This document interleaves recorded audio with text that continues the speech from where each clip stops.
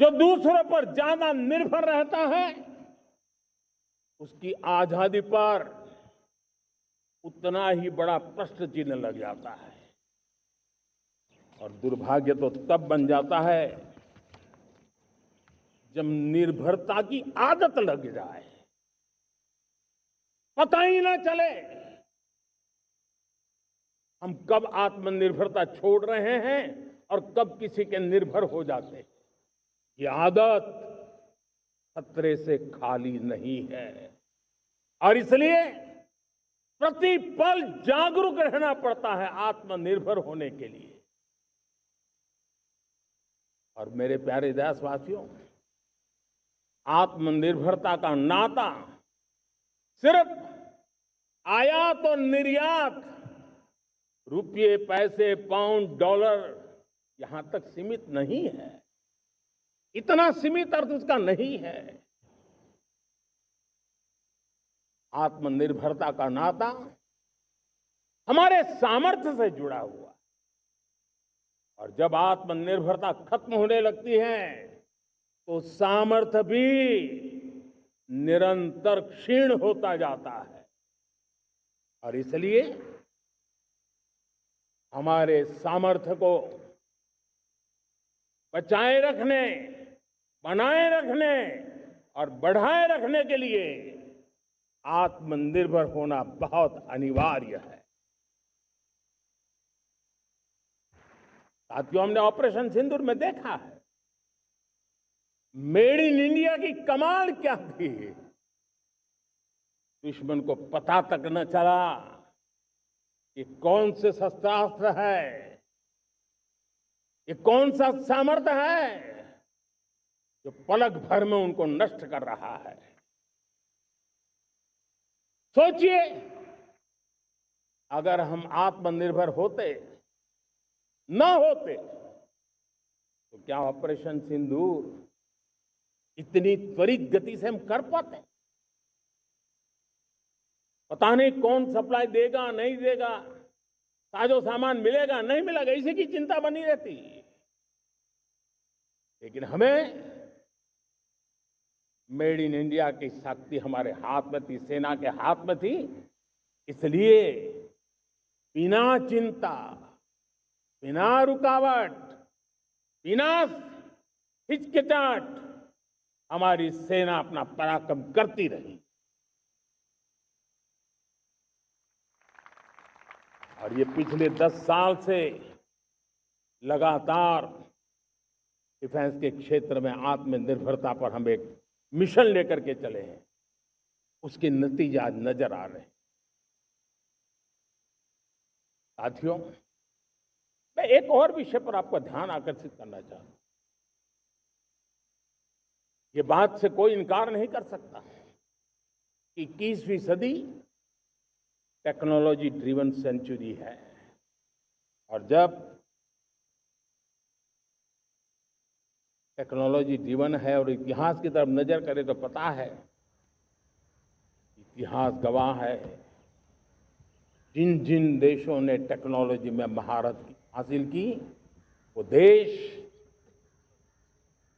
विकास की ऊंचाइयों को पार कर गए, शिखर पर पहुंच गए। आर्थिक शक्ति नए पैमाने पर पहुंचती गई। हम जब टेक्नोलॉजी के अलग अलग आयामों की बात करते हैं तो मैं आपका ध्यान आकर्षित करता हूं सेमीकंडक्टर्स पे। उदाहरण के तौर पे बताता हूं, मैं यहां लाल किले से किसी सरकार की आलोचना करने के लिए खड़ा नहीं हुआ और नहीं मैं करना चाहता, लेकिन देश की युवा पीढ़ी को जानकारी होना भी उतना जरूरी है। हमारे देश में 50-60 साल पहले सेमीकंडक्टर को लेकर के फाइलें शुरू हुई। 50-60 साल पहले फैक्ट्री का विचार चालू हुआ। आप मेरे नौजवानों जानकर के हैरान हो जाएंगे, आज सेमीकंडक्टर जो पूरी दुनिया की एक ताकत बन गया है, 50-60 साल पहले वो विचार, वो फाइलें, अटक गई, लटक गई, अटक गई। सेमीकंडक्टर के विचार की ही भ्रूण हत्या हो गई। 50-60 साल गवा दिए। हमारे बाद कई देश सेमीकंडक्टर में आज महारत हासिल करके दुनिया में अपनी ताकत को प्रस्थापित कर रहे हैं। साथियों, आज हमने उस बोझ से मुक्त होकर के मिशन मोड में सेमीकंडक्टर के काम को आगे बढ़ा है। 6 अलग अलग सेमीकंडक्टर के यूनिट्स जमीन पर उतर रहे हैं। 4 नए यूनिट्स को हमने ऑलरेडी हरी झंडी दिखा दी है, ग्रीन सिग्नल दे दिया है। और देशवासियों और मेरे खास करके नौजवानों और विश्व भर में भारत की टेक्नोलॉजी की ताकत को समझने वाले लोगों को भी कहना चाहूंगा, इसी वर्ष के अंत तक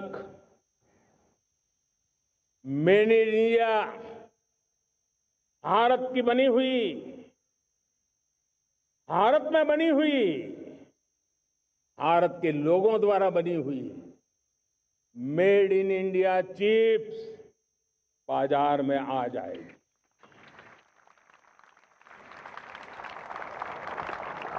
मैं दूसरा उदाहरण देना चाहता हूं। अब ऊर्जा के क्षेत्र में हम सब जानते हैं कि हम एनर्जी के लिए बहुत सारे देशों पर डिपेंडेंट है। पेट्रोल हो, डीजल हो, गैस हो, लाखों करोड़ रुपए हमें खर्च करके लाना पड़ता है। हमें इस संकट से देश को आत्मनिर्भर बनाना, ऊर्जा में आत्मनिर्भर बनाना बहुत जरूरी है। हमने बीड़ा उठाया और आज 11 वर्ष में सोलर एनर्जी 30 गुना बढ़ चुकी है। हम नए नए डैम बना रहे हैं ताकि हाइड्रो का विस्तार हो और हमें क्लीन एनर्जी की उपलब्ध हो। भारत मिशन ग्रीन हाइड्रोजन लेकर के आज हजारों करोड़ रुपए इन्वेस्ट कर रहा है। भविष्य की ऊर्जा को ध्यान में रख करके, ऊर्जा के क्षेत्रों को ध्यान में रख करके भारत न्यूक्लियर एनर्जी पर भी बहुत बड़े इनिशिएटिव ले रहा है। न्यूक्लियर एनर्जी में 10 नए न्यूक्लियर रिएक्टर तेजी से काम कर रहे हैं। 2047 तक, जो कि हमने विकसित भारत का लक्ष्य तय किया है, जब देश की आजादी के 100 साल होंगे, हम परमाणु ऊर्जा क्षमता 10 गुना से भी अधिक बढ़ाने का संकल्प लेकर के आगे बढ़ रहे हैं। मेरे प्यारे देशवासियों, रिफॉर्म एक निरंतर प्रक्रिया है। समयानुकूल परिस्थिति के अनुसार रिफॉर्म करते जाना होता है। हम न्यूक्लियर एनर्जी के क्षेत्र में बहुत बड़े रिफॉर्म लेकर के आए। अब हमने प्राइवेट सेक्टर के लिए भी परमाणु ऊर्जा को उसके द्वार खोल दिए हैं। हम शक्ति को जोड़ना चाहते हैं। मेरे प्यारे देशवासियों, दुनिया जब आज ग्लोबल वार्मिंग को लिए चिंता करती है, तब मैं विश्व को भी बताना चाहता हूं कि भारत ने तय किया था कि हम 2030 तक क्लीन एनर्जी भारत में 50% पहुंचा देंगे।